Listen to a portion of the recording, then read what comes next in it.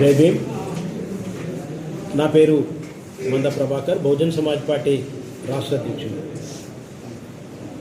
మొన్న శనివారం నాడు ఏదైతే పార్టీ కార్యాలయం మీద కొంతమంది రైతులమని చెప్పి మంద ప్రభాకర్ అవినీతికి పాల్పడ్డాడని చెప్పి ఇక్కడ పార్టీకి సంబంధం లేని వ్యక్తులు వచ్చి ఇక్కడ ఒక కార్యక్రమం చేసిండ్రో, నిరసన పేరిట చేసినటువంటి కార్యక్రమాన్ని నేను ఖండిస్తున్నాను. వాళ్ళెవరూ పార్టీ కార్యకర్తలు కాదు, వాళ్ళెవరికీ నాకు సంబంధం లేదు. ఏ రకమైనటువంటి లావాదేవీలు వాళ్ళతో నాకు లేవు. వాళ్ళందరినీ కూడా తర్వాత మాకు తెలియవచ్చింది ఏంటంటే వేరువేరు పార్టీ కార్యకర్తలతో పాటు కొంతమంది అడ్డకూలీలను కూడా తీసుకొచ్చి ప్రదర్శించినట్టు మాకు తెలిసింది. ఏదేమైనా ఇది పార్టీ మీద జరిగినటువంటి చర్యగా మేము భావిస్తున్నాం. ఈరోజు తెలంగాణ రాష్ట్రంలో రానున్న రోజులలో బహుజన్ సమాజ్ పార్టీ రాజ్యాధికారానికి రావడానికి కావలసినటువంటి వర్కంత చేస్తుంది ఇంటర్నల్గా.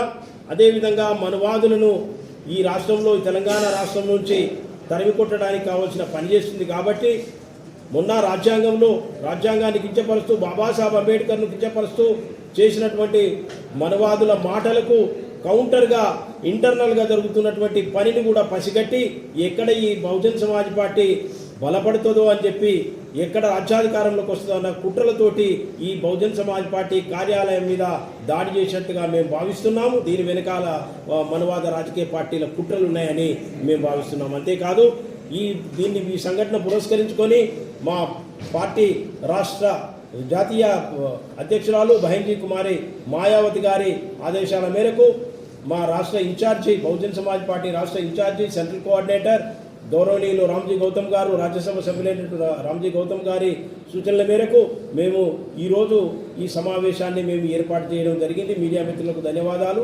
రెండో విషయం ఏంటంటే, సెంట్రల్ కమిటీ నుండి కూడా ఒక ఎంక్వైరీ, పార్టీ యొక్క జాతీయ స్థాయి నుంచి కూడా ఒక ఎంక్వైరీ కమిటీ చేసిండ్రు. అదేవిధంగా రాష్ట్ర కమిటీ నుండి కూడా ఒక ఎంక్వైరీ కమిటీ వేసిండ్రు. ఈ రెండు కమిటీలు తేల్చిన తర్వాత ఏ అంశాలు ఎక్కడ జరిగినాయో, పొరపాట్లు ఎవరి ద్వారా ఇవన్నీ జరుగుతున్నాయి, ఏం కుట్రలు జరిగినాయి అనేది ఛేదించిన తర్వాత ఏ ఒక్కరిని కూడా వదిలిపెట్టేది లేదు. అది పార్టీలు కానీ వ్యక్తులు కానీ దానికి లోబడి చర్యలు ఉంటాయి, క్రమశిక్షణ చర్యలు. పార్టీ వాళ్ళు తప్పు చేసిన, బహుజన్ సమాజ్ పార్టీ అంటే క్రమశిక్షణకు పెట్టింది పేరు, అది ఎవరు తప్పు చేసినా క్షమించేది లేదు. ఈ కమిటీలో రిపోర్టు అందిన వెంటనే కూడా ఈ చర్యలు ప్రారంభమవుతాయి. కాబట్టి అంతేకాకుండా రాష్ట్రంలో రాష్ట్ర అధ్యక్షుడి మీద చేసినటువంటి ఆరోపణలు, వ్యక్తిగతంగా చేసినటువంటి ఆరోపణలు ఏవైతున్నాయో వాటి మీద కూడా నేను ప్రత్యక్షంగా వ్యక్తిగతంగా నన్ను నిందించినటువంటి వాళ్ళ మీద నేను డిఫర్మేషన్ సూట్ కూడా వేయడానికి నేను చట్టాన్ని అప్రోచ్ అవుతున్నాను. పార్టీ పరంగా జరుగుతున్నటువంటి ఎంక్వైరీ కాకుండా నేను చట్టానికి కూడా నేను మనవి చేస్తున్నాను.